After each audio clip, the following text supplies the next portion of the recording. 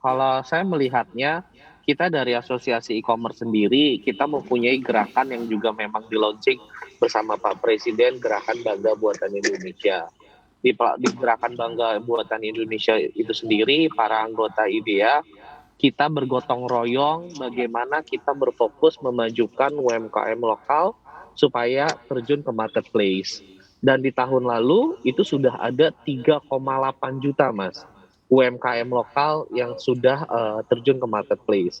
Bahkan 2 minggu lalu saya juga baru pulang dari Danau Toba bersama Menpar Ekraf, kita juga mengangkat UKM-UKM lokal itu sendiri bagaimana terjun ke marketplace. Jadi sebenarnya kalau kita melihat apakah ada predatory pricing apa enggak, kita ingin berfokus bagaimana kita bisa membantu UMKM lokal ini supaya bisa memanfaatkan platform-platform digital, Mas.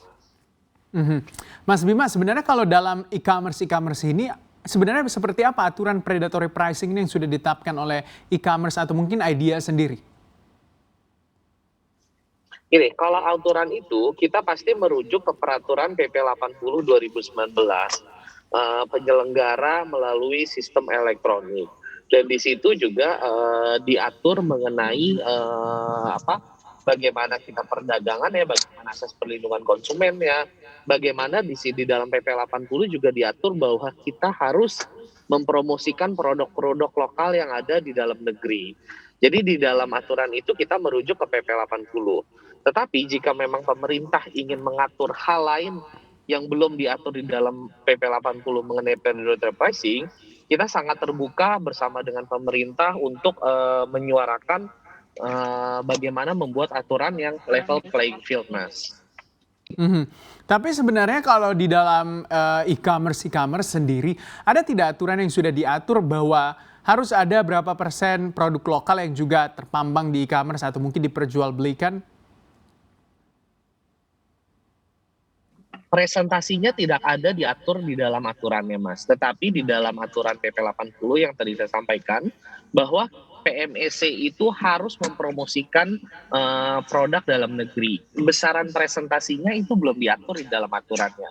Makanya tadi saya bilang kalau memang ingin diatur mengenai presentasinya, kita bisa menyuarakan supaya membuat aturan komprehensif di dalam PP 80. Apakah itu direvisi, apakah itu ada aturan turunannya, dan kita sangat terbuka untuk bagaimana kita membuat aturan yang bisa membantu para UMKM ini, Mas. Mhm. Tapi memang untuk e-commerce atau mungkin IDEA sudah ada begitu menyasar beberapa UMKM yang nantinya juga bisa diajak bekerja sama dalam hal penjualan dan juga yang berada di e-commerce. Sudah ada, Mas, sudah ada. Makanya dari Gerakan Bangga Buatan Indonesia itu sendiri, kita termasuk salah satu inisiator ya, asosiasi dan juga para kementerian dan para anggota IDEA ini juga berjalan di tahun 2021 ini, Mas.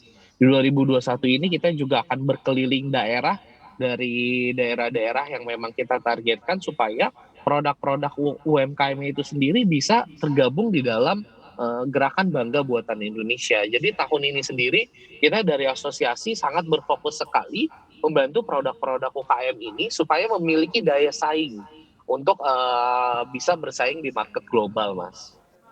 Jangan lupa untuk download aplikasi CNBC Indonesia yang tersedia di Play Store dan juga App Store untuk mengikuti terus perkembangan informasi seputar ekonomi dan bisnis terkini.